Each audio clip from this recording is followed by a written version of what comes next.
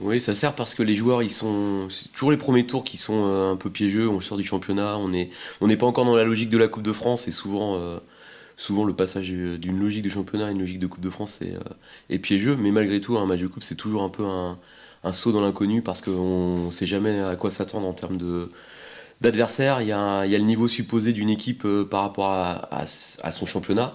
Et puis en Coupe de France, elle se transcende. Elle emmène avec elle tout un environnement, tout un public, toute une région parfois.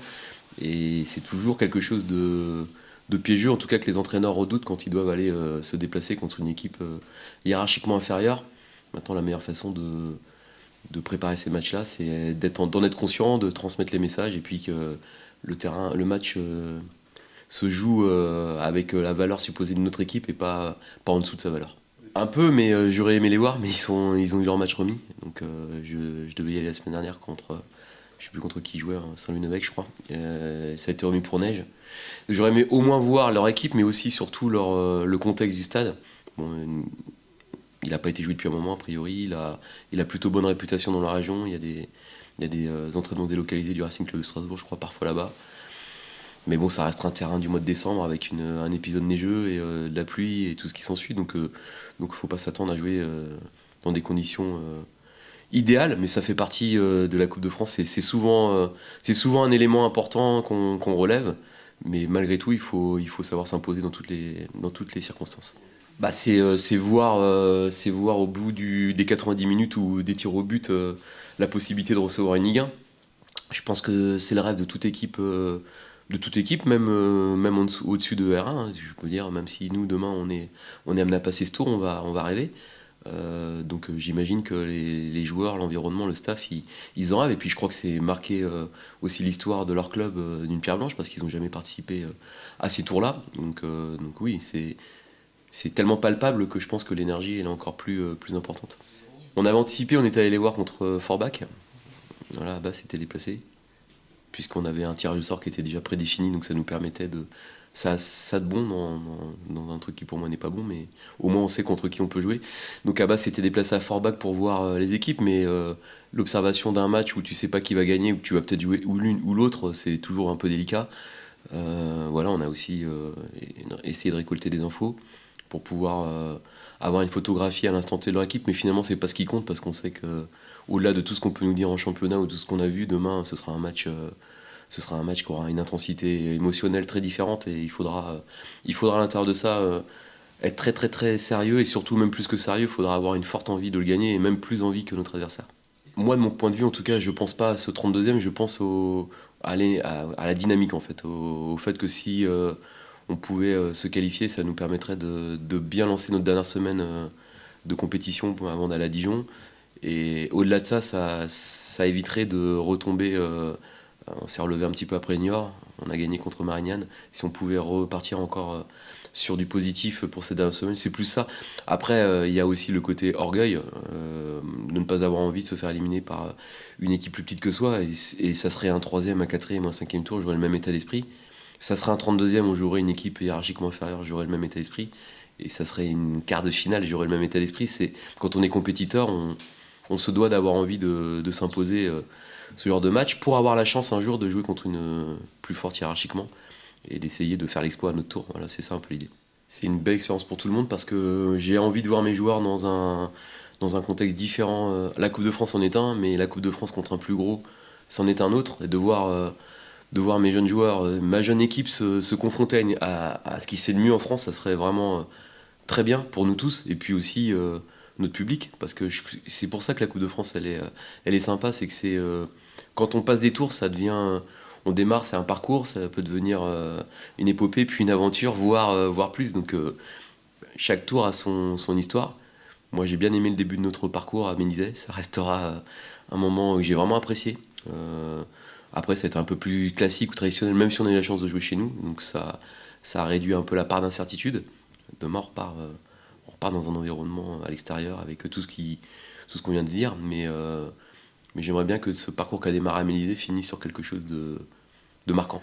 Alors déjà oui, parce que c'est pas tant pour assurer le coup, parce que tous les joueurs qui sont là ont la capacité de jouer et ils se battent à l'entraînement pour gagner leur place, mais on n'est pas dans une logique de gestion de groupe quand on est à 10 jours de la fin, de la trêve.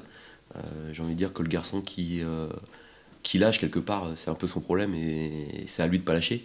Mais je suis pas là pour entretenir des joueurs dans une dynamique d'équipe. Il faut que les joueurs soient performants. Il faut que les joueurs qui jouent demain soient en capacité de nous donner le meilleur d'eux-mêmes. Et j'ai envie de dire que là, c'est pas comme quand c'est les premiers tours où on se doit quelque part de maintenir des joueurs dans une dynamique. Ils ont fait la prépa, ils sont là. Là, on a 10 jours de la fin, donc il n'y a pas de gestion de fatigue, de gestion de l'après. L'après, c'est ça et Dijon. Voilà, il y a 2 échéances. Et à chaque match, on va devoir faire ce qu'il faut. Après, les aléas de l'effectif font que de toute façon, il y a des rotations qui se font naturellement. Kevin, qui suite à son problème à l'orteil, a déclenché une blessure au mollet. Donc lui, sa fin d'année est compromise. Pour demain, c'est définitif. Pour Dijon, on a encore un petit espoir, mais on fait tout pour que ce soit possible, mais on n'est pas ultra optimiste. Rolly sera forfait aussi, donc un milieu de terrain de plus pour un problème de hanche. Alan Accra sans doute, plus Joseph Atangana qui était déjà, donc si je dois faire le tableau du milieu de terrain, il nous reste du monde, mais pas énormément.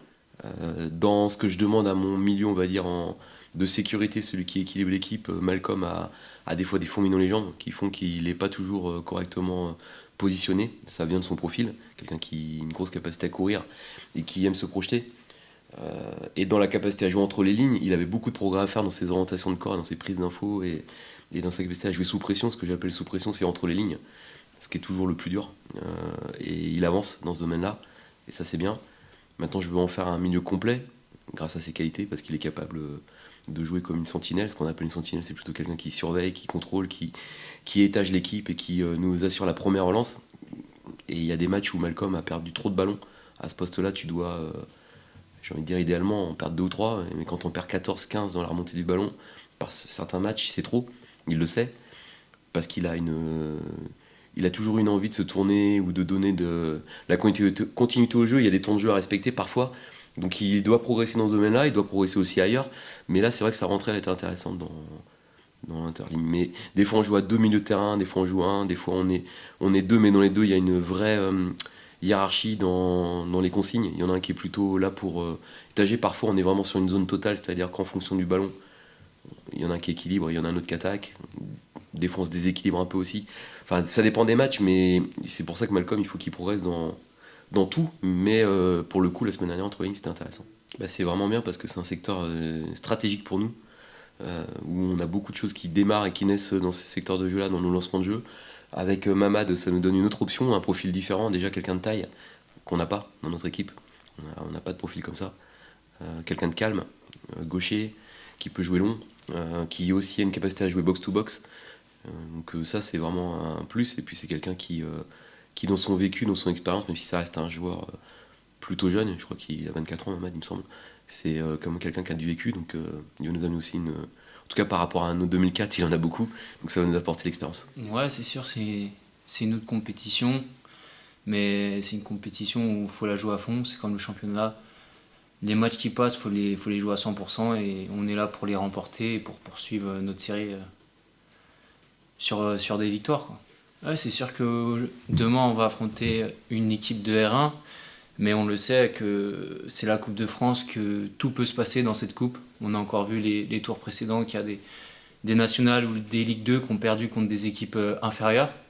Donc va falloir se mettre au niveau et remporter ce match. C'est vrai que si on gagne ce tour, on peut affronter potentiellement une Ligue 1. Donc voilà, c'est un rêve pour tous les joueurs qui jouent ici. Et c'est sûr que jouer une Ligue 1, pourquoi pas le Paris Saint-Germain ou Monaco, les recevoir ici à la maison, ça peut être quelque chose d'extraordinaire pour nous et pour les supporters. Le scénario parfait, c'est de marquer dans les 15 premières minutes et ensuite dérouler. Mais voilà, ils vont nous poser des problèmes, c'est sûr. Mais faut tout mettre en œuvre pour marquer le plus rapidement possible. Ouais, c'est sûr que cette année, le coach, il me met dans l'axe, sur les côtés. J'ai même joué attaquant axe en seconde période de la Coupe de France contre Jura Sud. Donc ouais, tant que je joue, moi, c'est le principal. Mais c'est sûr que mon poste préféré, c'est numéro 10, c'est jouer dans l'axe. Mais je m'adapte à tous les postes. C'est tout, m'orienter, l'orientation, trouver les passes décisives, pouvoir marquer, pouvoir tout faire, pouvoir faire le jeu, quoi. C'est ce que je préfère dans le football. Participer au jeu à 100%.